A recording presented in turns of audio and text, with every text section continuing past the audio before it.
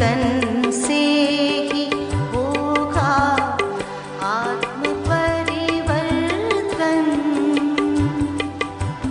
आत्म परिवर्तन करेगा, आत्म परिवर्तन करेगा, विश्व परिवर्तन आत्मचिंतन से ही होगा।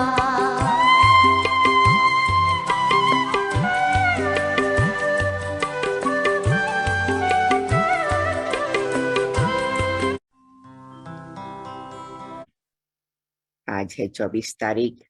देखो 2023 के भी 24 दिन चले गए। तो बाबा कहते बच्चे समय तो अपना काम कर रहा है, आप चेकिंग करते रहो, मैं भी अपना काम कर लूं। मीठे बच्चे, यही संगम युग है जब आत्मा परमात्मा का संगम मेल होता।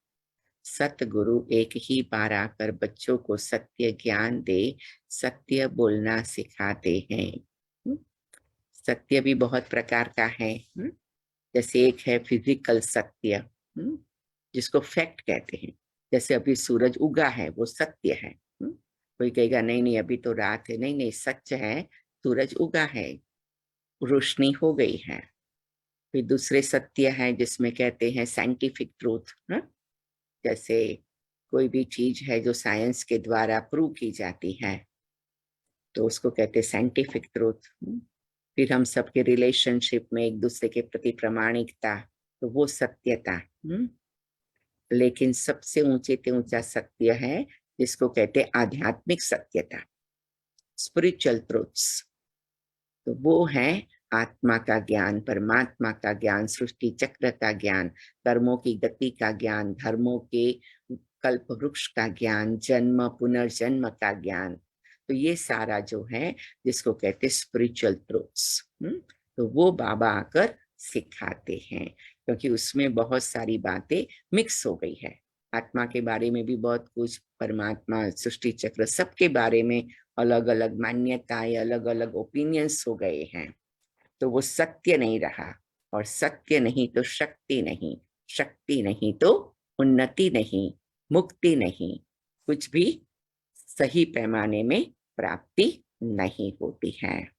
तो बाबा आकर, सतगुरु बाबा हमें सत्य ज्ञान देता है और सत्य बोलना सिखाते हैं। हमारे में हिम्मत आ जाती है। जैसे लोग कहते परमात्मा सर्वव्यापी है, तो हम कहते परमात्मा सर्वव्यापी कैसे हो सकता है। तो सत्य तो यह है कि परमात्मा ज्योति बिंदु है, परम धाम का निवासी है, ज्ञान का, प्रेम का, शांति का, आनंद का सागर है। जैसे हर बात में सत्यता का अनुभव। प्रश्न, किन बच्चों की अवस्था बहुत फर्स्ट क्लास रहती है? उत्तर, जिनकी बुद्धि में रहता यह सब कुछ बाबा का है। हर कदम श्रीमत लेने वाले, पूरा त्याग करने वाले बच्चों की अवस्था बहुत फर्स्ट क्लास रहती है। यात्रा लंबी है, इसलिए ऊंचे ते बाप की ऊंचे मत लेते रहना। कोई कहते हैं हम श्रीमत पर चल रहे, कैसे मालूम पड़े? तो एक तो श्रीमत है हमारे व्यक्तिगत कारोबार की, जो हम अपने आप बाबा को याद करते हैं, अमृत वेला उठते हैं, मुरली सुनते हैं, भोग लगाते हैं, इवनिंग मेडिटेशन करते हैं।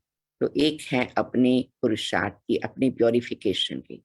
दूसरी श्रीमत है हर कार्य परिवार के साथ रह के करे, लव यूनिटी हार्मनी से करे, स्वभाव संस्कार मिला करके करे, टीम वर्क बन करके करे। तो वो है दूसरी श्रीमत, उसको कहते हैं राजाई पाने की श्रीमत। क्योंकि राजाई तो सबके साथ होगी ना, अकेले तो एक कोने में अकेले तो राजाई नहीं करेंगे, या दो चार लोगों के साथ तो राजाई नहीं करेंगे। तो उसमें विजय मिलती है, राइट? क्योंकि जब आप परिवार के साथ मिलजुल के करते हो तो आपको सब शक्तियों का प्रयोग करना पड़ता है। कोई के स्वभाव संसार से एडजस्ट करना पड़ता है, कोई की पर्सनालिटी से एडजस्ट करना पड़ता है, कोई के व्यवहार से एडजस्ट करना पड़ता है, कोई के बोलचाल से एडजस्ट करना पड़ता है। तो न्यारा रहना, प्यारा रहना, कमल पुष्प समान रहना, बालक बनना, मालिक बनना, युक्ति से चलना, खुश रहना, खुश करना, संतुष्ट रहना, संतुष्ट करना, ये सभी गुणों की एक्सरसाइज होती है, ये सभी शक्तियों की परीक्षा होती है। ये एक युद्ध का मैदान है। तो वो एक श्रीमत है कि सबके साथ जो मिलजुल करके चले। मुझे याद आता है जब बड़ी दीदी ने शरीर छोड़ा, है ना, ब्रह्मा बाबा ने शरीर छोड़ा, तो दादी प्रकाश मणि और बड़ी दीदी दो जन को निमित्त बनाया। तो सभी दादियां, सभी बड़े भाई, सभी, कभी दादी ने जो कहा हम करेंगे, दीदी ने जो कहा हम करेंगे। कभी कभी उनकी बातों में कुछ बात ऐसी होती थी तो प्यार से रिक्वेस्ट करते थे, सजेस्ट करते थे, दादी हम ऐसा करेंगे, जमाने के प्रमाण, समय के प्रमाण तो अच्छा रहेगा। तो दादी कहती चलो मीटिंग करते हैं, सभी आपस में मिलकर डिसाइड करेंगे। तो उस रीति से कार्य चला। लेकिन जब बड़ी दीदी ने अव्यक्त हुए शरीर छोड़ा, तो फिर बाबा ने कहा ये सभी दादियां, 10 दादियां ना, उनकी डिवाइन यूनिटी सब मिलकर के बाबा का कार्य आगे बढ़ाएंगे। क्योंकि हर एक अलग अलग स्थान पर रहते थे, है ना। बड़ी दीदी और दादी तो मधुबन में बाबा की आज्ञा से रहते थे, लेकिन बाकी सब दादियां तो अलग अलग स्थान पर सेवाएं संभालती थी। तो फिर बाबा ने कहा तुम्हारी डिवाइन यूनिटी सब मिलकर दादी के राइट हैंड बनेंगे और बाबा का कार्य चलाएं। तो ये भी एक बहुत बड़ी श्रीमत है। किन बच्चों की अवस्था बहुत फर्स्ट क्लास रहती है, जिनकी बुद्धि में रहता यह सब कुछ बाबा का है। हर कदम श्रीमत लेने वाले, पूरा त्याग करने वाले बच्चों की अवस्था बहुत फर्स्ट क्लास रहती है। यात्रा लंबी है, इसलिए ऊंचे बाप की ऊंची मत लेते रहना है। प्रश्न, मुरली सुनते समय अपार सुख किन बच्चों को भासता है? जो समझते हैं हम शिव बाबा की मुरली सुन रहे हैं, यह मुरली शिव बाबा ने ब्रह्मा तन से सुनाई। मोस्ट विलवेड बाबा हमें सदा सुखी मनुष्य से देवता बनाने के लिए यह सुना रहे हैं। मुरली सुनते यह स्मृति रहे तो सुख भासेगा। तो हिस्ट्री हॉल में बैठ के प्यारे ब्रह्मा बाबा और शिव बाबा की दृष्टि लेते हुए, मुरली का सुख लेते हुए हम अपने आप को तैयार करते हैं।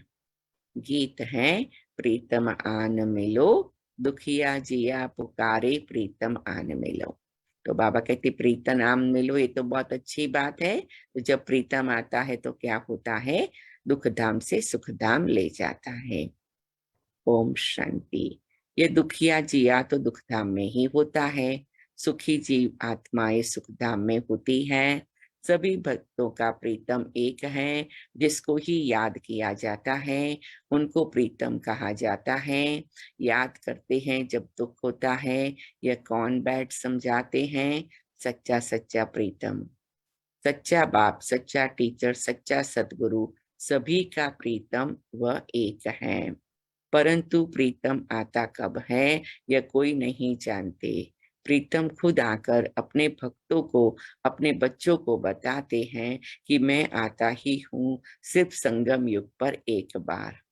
मेरा आना और जाना, उसका जो बीच है उसको संगम कहा जाता है। और सभी आत्माएं तो बहुत बारी जन्म मरण में आती हैं, मैं एक ही बार आता हूँ। मैं सतगुरु भी एक ही हूँ, बाकी गुरु तो अनेक हैं।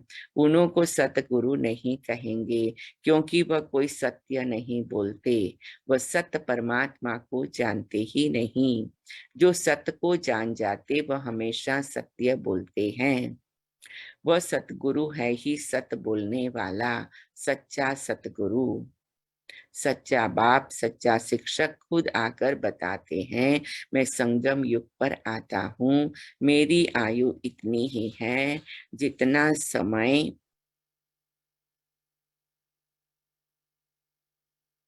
मैं आता हूँ। पतितों को पावन बना कर ही जाता हूँ। जब से मेरा जन्म हुआ तब से मैं सहज राजयोग सिखाना आरंभ करता हूँ। फिर जब सिखाकर पूरा करता हूँ तो पति दुनिया विनाश को पाती है और मैं चला जाता हूँ। बस मैं इतना ही समय आता हूँ। शास्त्रों में तो कोई टाइम है नहीं। शिव बाबा कब जन्म लेते, कितना दिन भारत में रहते, यह बाप स्वयं ही बैठ समझाते हैं।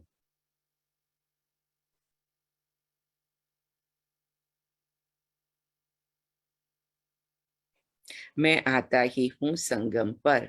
संगम युग ही आदि संगम युग का अंत, गोया मेरे आने की आदि जाने की अंत।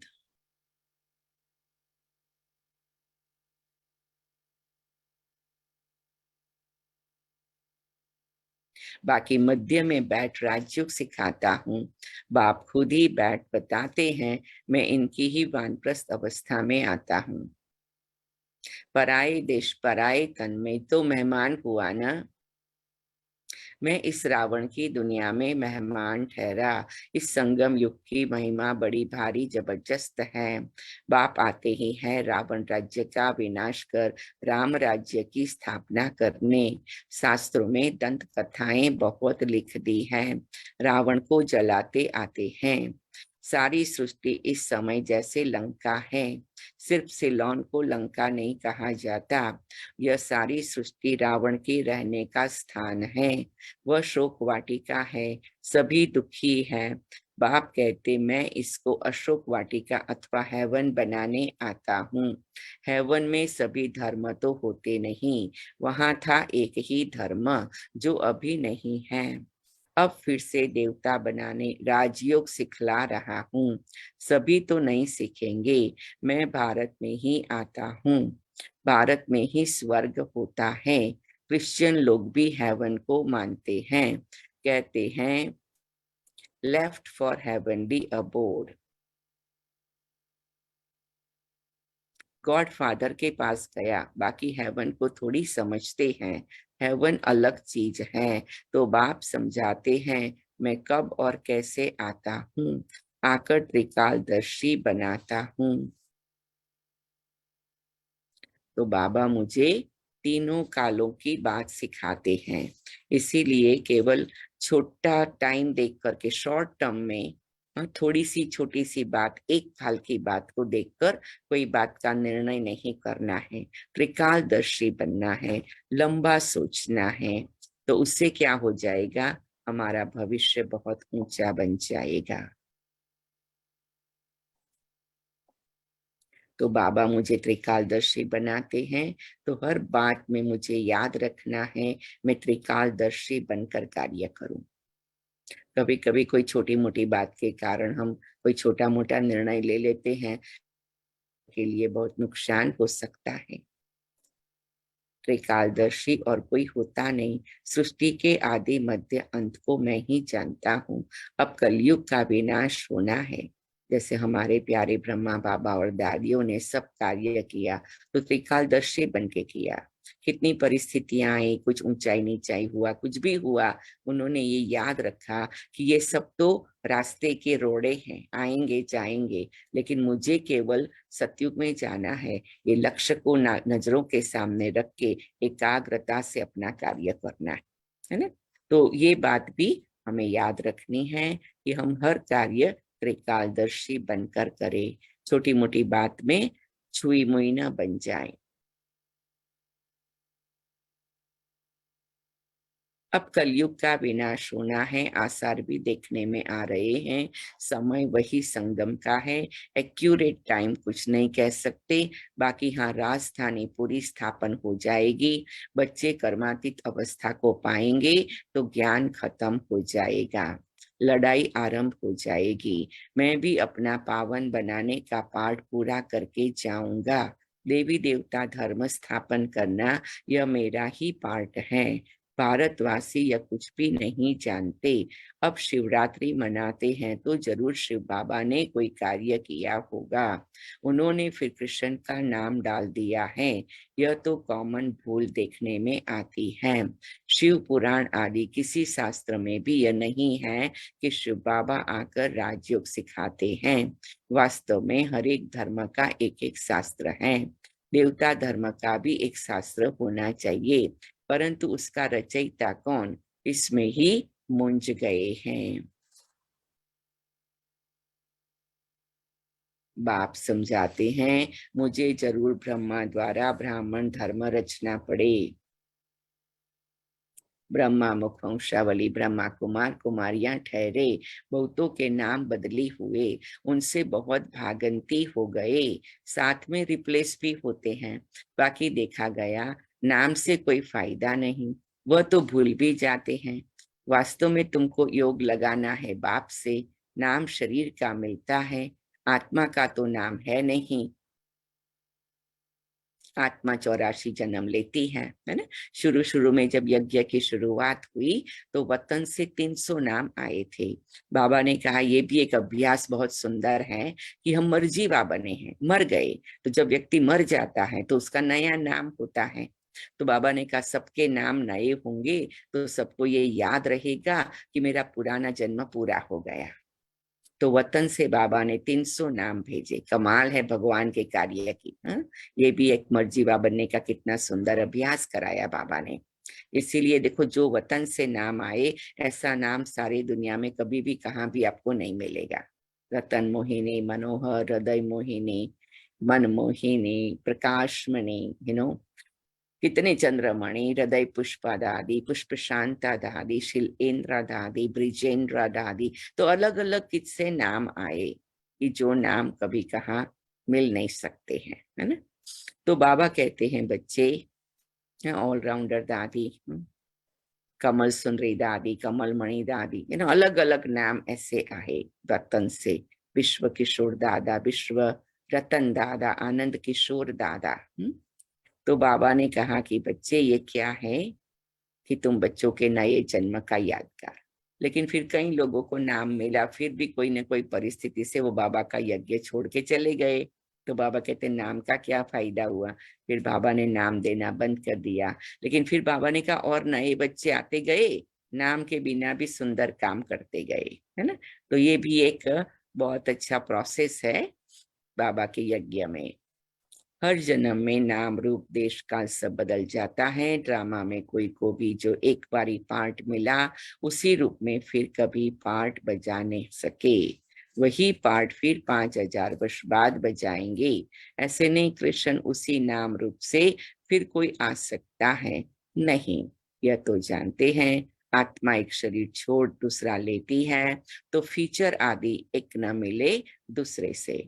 5 तत्वों के अनुसार फीचर्स बदलते जाते हैं। कितने फीचर्स हैं, परंतु यह सब पहले से ही ड्रामा में नोंद है, नया कुछ नहीं बनता है। अब शिवरात्रि मनाई जाती है, जरूर शिव आया है, वही सारी दुनिया का प्रीतम है। लक्ष्मी नारायण व राधे कृष्ण व ब्रह्मा विष्णु आदि कोई प्रीतम नहीं है, गॉड फादर ही प्रीतम है। शिव बाबा के लिए कहा प्रीतम आन मिलो। बाप तो जरूर बरसा देते हैं, इसलिए बहुत प्यारा लगता है। कितना मीठा कितना प्यारा शिव भोला भगवान, ये बहुत सुंदर गीत भी है। तो बाबा मुझे कितना प्यारा लगता है। बाप कहते मुझे याद करो क्योंकि मेरे से तुमको वर्षा लेना है। जिससे कोई प्राप्ति करनी होती है उसको याद करना पड़ता है, कनेक्शन रखना पड़ता है, उस प्रमाण से कारोबार चलता है। बच्चे जानते हैं इस पढ़ाई अनुसार जाकर सूर्यवंशी देवता धर्म नाम बदल हिंदू नाम रख इस पढ़ाई अनुसार जाकर सूर्यवंशी देवता व चंद्रवंशी क्षत्रिय बनेंगे। कोई पूछता है कि हम सूर्यवंशी बनेंगे चंद्रवंशी बनेंगे कैसे मालूम।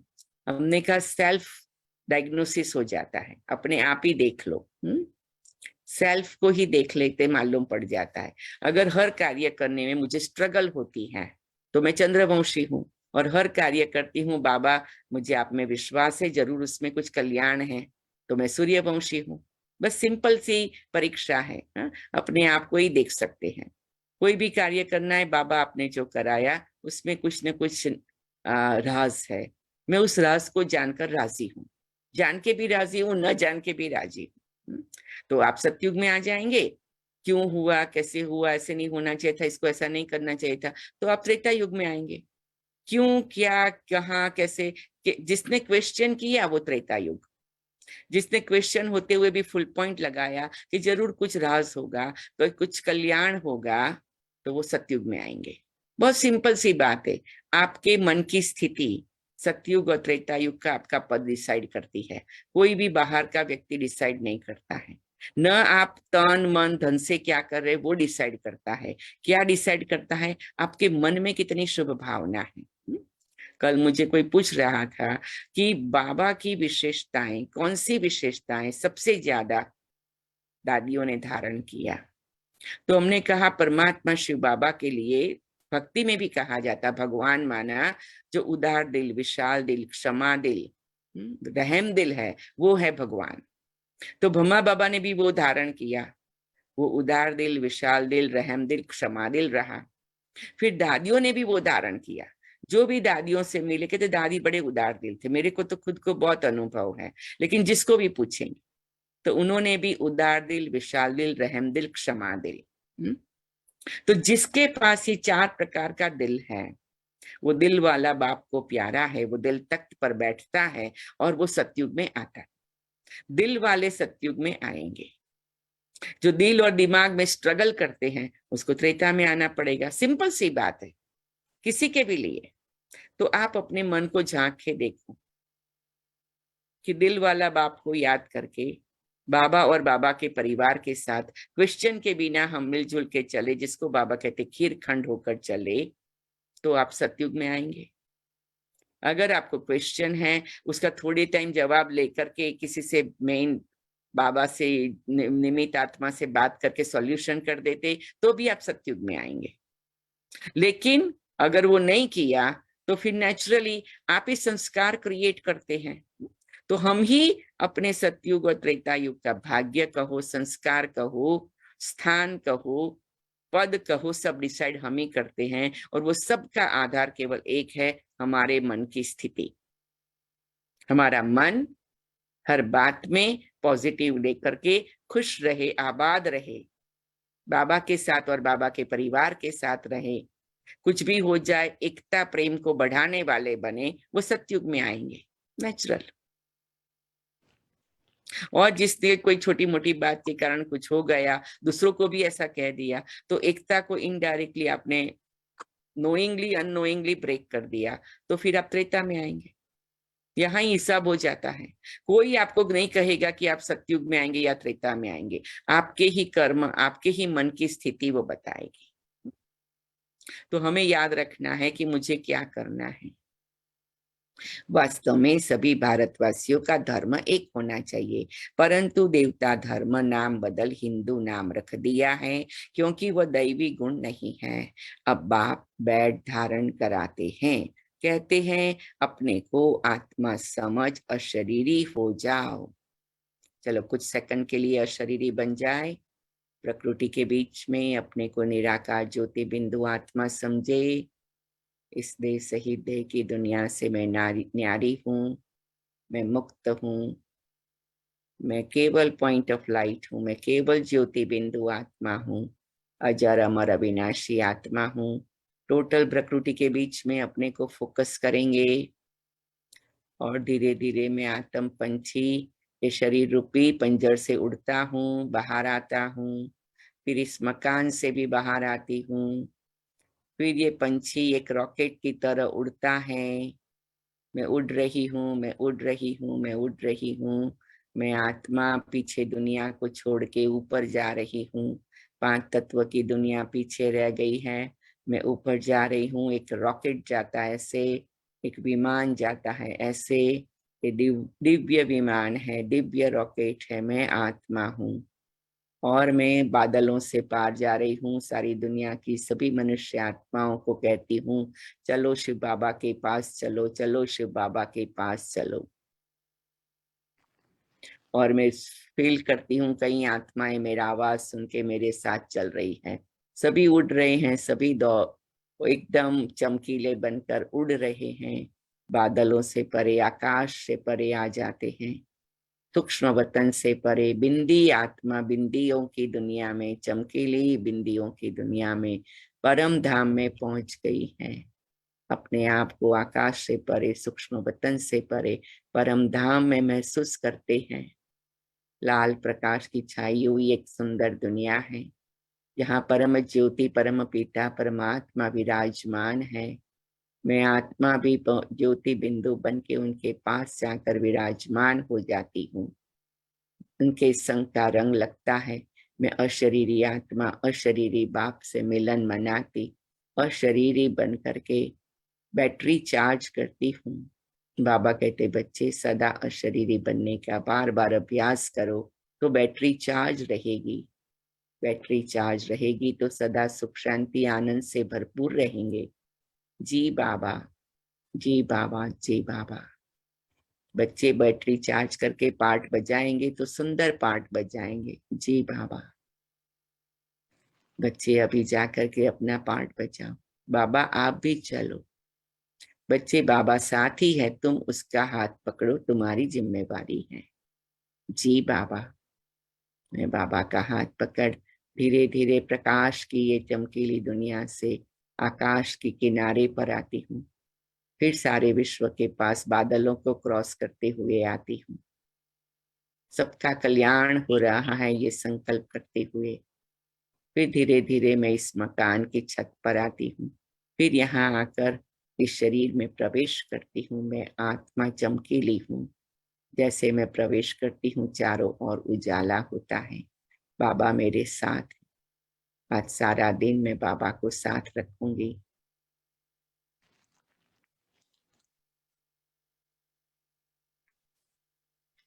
और इस प्रकाश रूप में ही मुरली सुनते हैं। तो बाबा कहते बार बार क्या करो,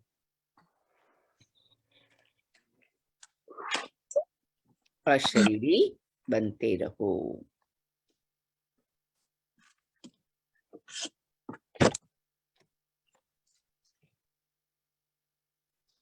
कहते हैं अपने को आत्मा समझ अशरीरी हो जाओ। तुम हो तुम कोई परमात्मा नहीं हो। परमात्मा तो एक शिव है। वह सभी का प्रीतम एक ही बार संगम युग पर आते हैं। यह संगम युग बहुत छोटा है। सभी धर्मों का विनाश होगा। ब्राह्मण कुल भी वापस जाएगा क्योंकि उन्हों को फिर दैवी कुल में ट्रांसफर होना है। वास्तव में यह पढ़ाई है, सिर्फ भेंट की जाती है। यह विषय विकार जहर है, यह ज्ञान है अमृत। यह तो मनुष्य को देवता बनाने की पाठशाला है। आत्मा में जो खाद पड़ी है एकदम मुलम्मा बन गई है, उसको बाप आकर हीरे जैसा बनाते हैं। शिवरात्रि कहते हैं, रात्रि में शिव आया, परंतु कैसे आया, किसके गर्भ में आया या किस शरीर में प्रवेश किया। गर्भ में तो आते नहीं हैं, उनको शरीर का लोन लेना पड़ता है। वह जरूर आकर के नर्क को स्वर्ग बनाएंगे, परंतु कब और कैसे आते हैं यह किसको भी पता नहीं है। शास्त्र तो बहुत पढ़ते हैं, परंतु मुक्ति जीवन मुक्ति तो किसको मिलती नहीं है। और ही तमो प्रधान बन गए हैं, सो भी सभी को जरूर बनना है। बाबा कहते सभी को तमो प्रधान जरूर बनना है, क्योंकि it's a part of the play. बराबर ना। सभी मनुष्यों को स्टेज पर जरूर हाजिर होना है। बाप आते ही अंत में हैं, उनकी ही सब महिमा गाते हैं। तुम्हारी गतमत तुम ही जानो। बाबा की गतमत कौन जाने, केवल बाबा ही जाने। और फिर धीरे धीरे हम बच्चों को भी बाबा सिखाते हैं कि तुम बाबा की गतमत को जानकर तुम भी गतमत को जानने वाले बन जाओ, ऐसा जीवन बनाने वाले बन जाओ।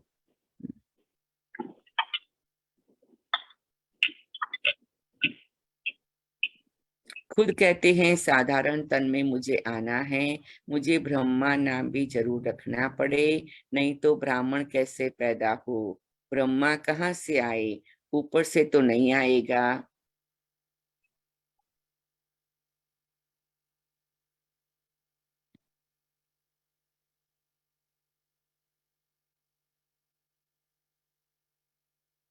वह है सूक्ष्म वतनवासी अव्यक्त संपूर्ण ब्रह्मा। यहाँ तो जरूर व्यक्त में आकर रचना रचनी पड़े।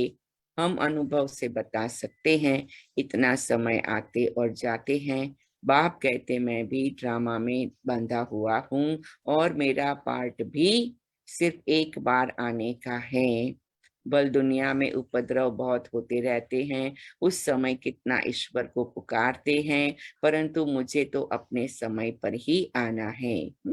वो पुकारते रहते हैं ईश्वर को, लेकिन बाबा कहते उस समय अलग अलग धर्म स्थापक आते हैं, महान आत्माएं आती है, संत आत्माएं आती हैं और वो अपना कार्य करती है।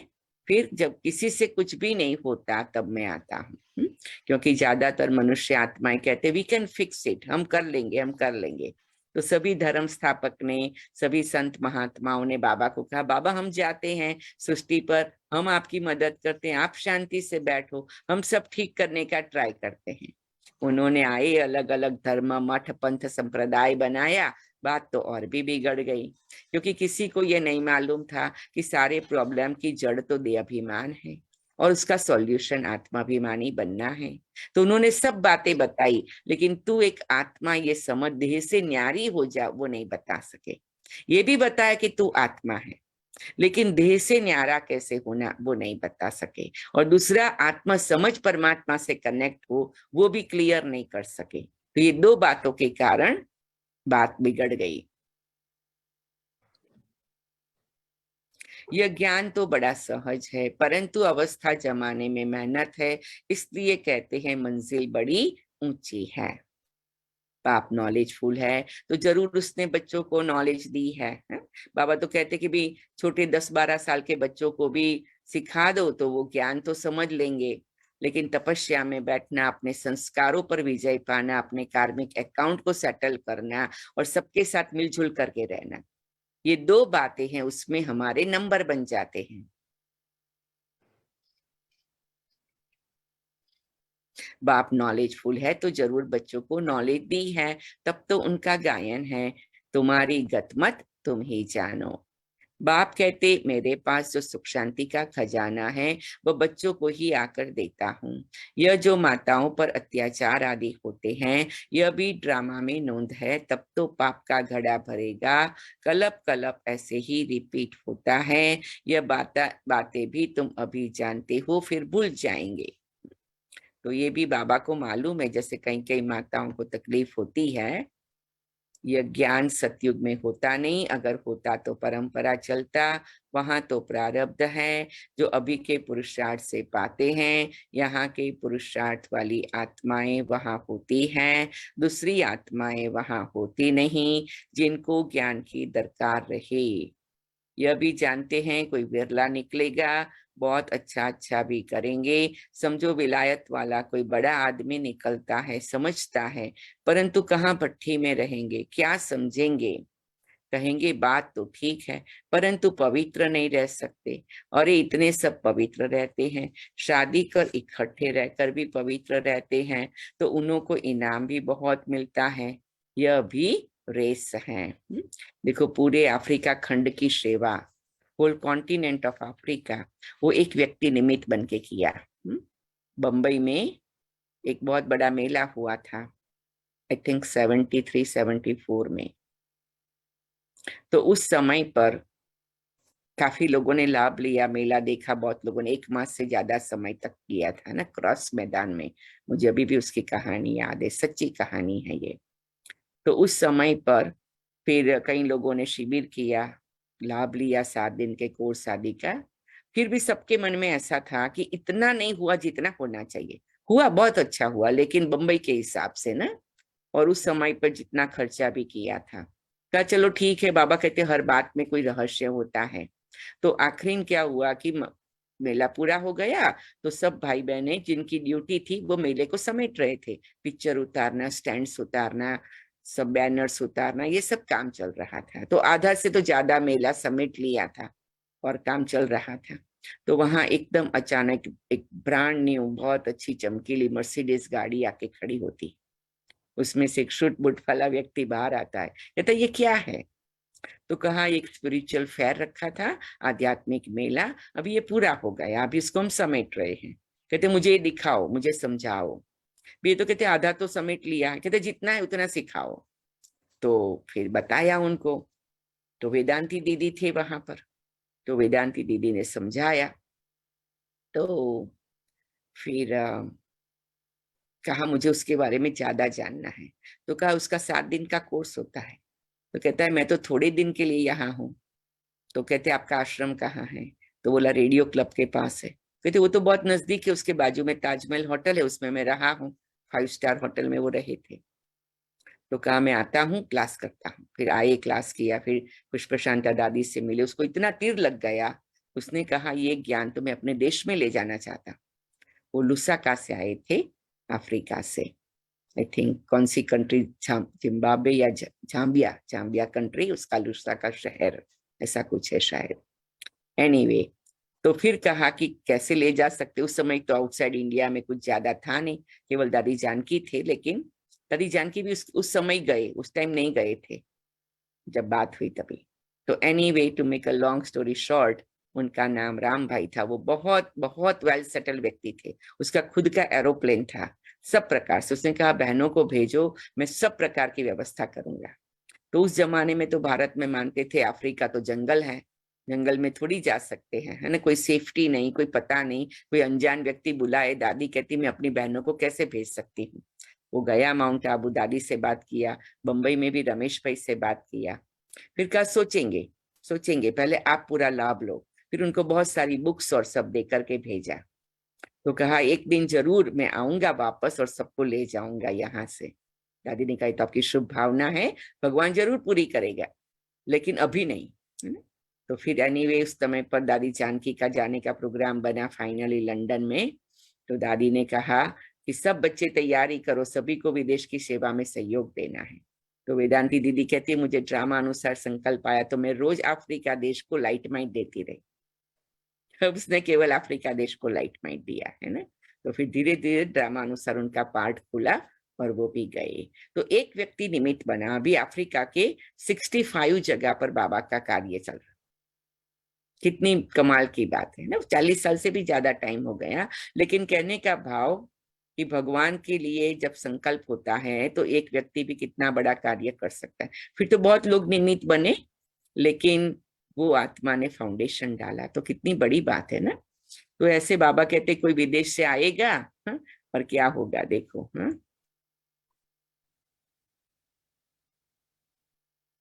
समझो विलायत वाला कोई बड़ा आदमी निकलता है, समझता है, परंतु कहाँ भट्ठी में रहेंगे, क्या समझेंगे।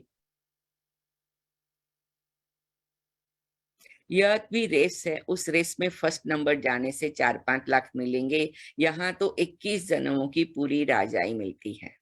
देखो हम कभी भी सेवा करते ना तो हमें नम्रता रहती है, क्योंकि जब हम ऐसी कहानियां सुनते तो मालूम पड़ता है निमित्त बनने वाले बहुत बड़े बड़े कार्य के लिए भी निमित्त बने हैं और नम्रता से बने हैं। तो हम भी कोई भी कार्य के लिए निमित्त बने तो भगवान की कृपा समझे और नम्रता से बने। वो राम भाई निमित्त बना, लंदन का बाबा का घर लेना था। तो उस समय पर लंदन के सभी भाई बहनों को उतना वो नहीं था, जितने भाई बहन आते थे, काफी थे लेकिन थोड़ा। तो उसने सबसे पहले 11,000 पाउंड दिया, फिर कार्य शुरू हुआ, फिर सबने सहयोग दिया। तो कोई कोई निमित्त बन जाता है, तो भगवान की कृपा होती है हम निमित्त बने, है ना।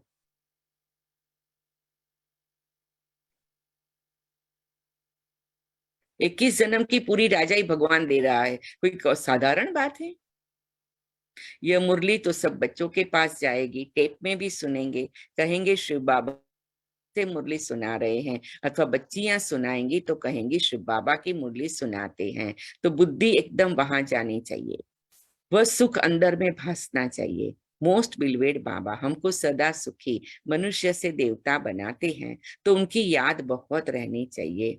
परंतु माया याद को ठहरने नहीं देती है, त्याग भी पूरा चाहिए। यह सब कुछ बाबा का है, यह अवस्था फर्स्ट क्लास रहनी चाहिए। सही पैमाने में बाबा का है, ये संकल्प करेंगे तो ये सबसे बड़ा वरदान का दरवाजा खोलेगा। और बाबा के लिए उदारता से सहयोग देंगे तो हमारे ही वरदान के दरवाजे हम खोलेंगे। बहुत बच्चे हैं जो श्रीमत लेते रहते हैं, श्रीमत में जरूर कल्याण ही होगा, मत भी ऊंची, यात्रा भी लंबी, फिर उस मृत्यु लोक में नहीं आएंगे, सतयुग है ही अमर लोक। उस दिन बाबा ने बहुत अच्छी रीति समझाया, वहां तुम मरते नहीं हो, खुशी से पुराना चोला बदल नया लेते हो। सर्प का मिसाल तुम्हारे लिए है, भ्रमरी का भी तुम्हारे ऊपर मिसाल है, कछुए का भी तुम्हारा मिसाल है। सन्यासियों ने तो कॉपी की है। भ्रमरी का मिसाल अच्छा है, विष्टा के कीड़े को ज्ञान की भूंभू कर परिस्तानी परिजादा बनाते हैं। अभी पुरुषार्थ अच्छी तरह करना है, उच्च पद अथवा अच्छा नंबर लेने हैं तो मेहनत भी करनी है। बल धंधा आदि भी करो, वह टाइम छूट है, फिर भी टाइम बहुत मिलता है। अपना योग का चार्ट देखना चाहिए, क्योंकि माया बहुत विघ्न डालती है। माया के विघ्नों से बचने का एक बहुत अच्छा साधन है संगठन में रहना, परिवार में रहना। नहीं तो सूक्ष्मता नहीं आती है, या सूक्ष्म में मन मत आ जाती है। बाबा बच्चों को बार बार समझाते हैं, मीठे बच्चे भूले चुके भी ऐसे मोस्ट बिलवेड बाप व साजन को फारगती शल कभी कोई न देवे। इतना महामूर्ख कोई ना बने, परंतु माया बना देती है। अब आगे चलकर तुम देखेंगे, जो कुर्बान जाते थे, बहुत अच्छी सर्विस करते थे, उन्हों का भी माया क्या क्या हाल कर देती है, क्योंकि श्रीमत छोड़ देते हैं। इसलिए बाबा कहते, ऐसा बड़े ते बड़ा महामूर्ख नहीं बनना। अच्छा, मीठे मीठे सिकिलदे बच्चों प्रति माता पिता बाप दादा का याद प्यार और गुड मॉर्निंग। रूहानी बाप की रूहानी बच्चों को नमस्ते। हम रूहानी हम रूहानी बच्चों बच्चों की रूहानी बाप बाप दादा को को याद प्यार और और गुड गुड मॉर्निंग मॉर्निंग और और नमस्ते बाबा, नमस्ते शुक्रिया बाबा, बाबा। नमस्ते शुक्रिया बाबा, बाबा, शुक्रिया बाबा, बाबा। शुक्रिया बाबा, शुक्रिया बाबा। धारणा के लिए मुख्य सार, बाप द्वारा जो सुख शांति का खजाना मिला है सबको देना है। ज्ञान से अपनी अवस्था अच्छी बनानी है। ज्ञान से अपनी अवस्था जमाने की मेहनत करनी है। मैं आत्मा बाप द्वारा जो सुख शांति का खजाना मिला है वह सबको देती हूँ। मैं आत्मा ज्ञान से अपनी अवस्था जमाने की मेहनत करती हूँ। अवस्था हिलेगी, लेकिन हमें जमाते रहना पड़ेगा। दैवी गुण धारण करने लिए दे अभिमान को भूल अपने को आत्मा समझ अशरीरी बन एक प्रीतम को याद करना है। मैं आत्मा दैवी गुण धारण करने के लिए देभान को भूल अपने को आत्मा समझ अशरीरी बन एक प्रीतम को याद करती हूँ। वरदान, विशेषता के बीज द्वारा संतुष्टा रूपी फल प्राप्त करने वाली विशेष आत्मा भव। मैं आत्मा विशेषता के बीज द्वारा संतुष्टा रूपी फल प्राप्त करने वाली विशेष आत्मा हूँ। इस विशेष युग में विशेषता के बीज का सबसे श्रेष्ठ फल है संतुष्टता। संतुष्ट रहना, सर्व को संतुष्ट करना, यही विशेष आत्मा की निशानी है। इसलिए विशेषताओं के बीज अथवा वरदान को सर्वशक्तियों के जल से सींचो तो बीज फलदायक हो जाएगा। नहीं तो विस्तार हुआ वृक्ष भी समय प्रति समय आए हुए तूफान से हिलते हिलते टूट जाता है। अर्थात आगे बढ़ने का उमंग, उत्साह, खुशी व रूहानी नशा नहीं रहता। तो विधि पूर्वक शक्तिशाली बीज को फलदायक बनाओ। स्लोगन, अनुभूतियों का प्रसाद बांटकर असमर्थ को समर्थ बना देना, यही सबसे बड़ा पुण्य है। मैं आत्मा अनुभूतियों का प्रसाद बांटकर असमर्थ को समर्थ बनाती हूँ, और यही मेरा सबसे बड़ा पुण्य है। अच्छा, ओम शांति, ओम शांति। हम 1 मिनट साइलेंस में बैठते हैं।